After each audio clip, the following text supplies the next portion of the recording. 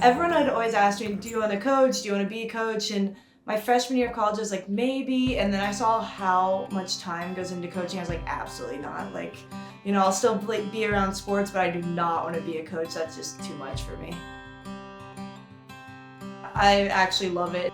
Being around the sport, I've realized this is a passion of mine. I was actually in Puerto Rico playing on a professional basketball team in end of September, beginning of October, and I get a text from Coach Drudge saying, hey, I heard you'll be home soon.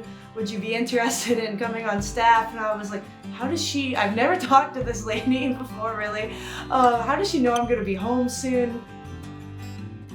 I think it was our JV coach, Leslie Frobig, was one of the first ones to say, hey, Maddie Nolan might be back in town. And then it was like 2 or 3 or 4 other people were like, hey, Maddie Nolan might be back in town. And I was like, wait, is she actually back in town? Because if she is, we got to contact her right away and see if she has an interest. The girls here all know Maddie. They watched her play. They were youth kids when she was playing for a state championship. You know, they followed her through college. So she has such an impact on kids.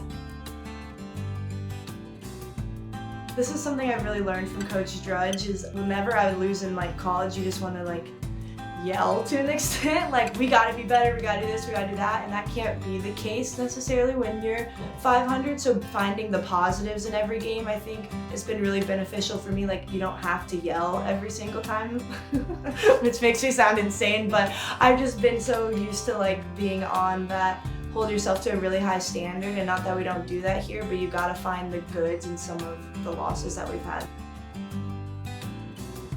Every day she walks into the gym and she walks in with a positive attitude, she walks in with energy, and she's exactly the type of person you want to be around in the gym.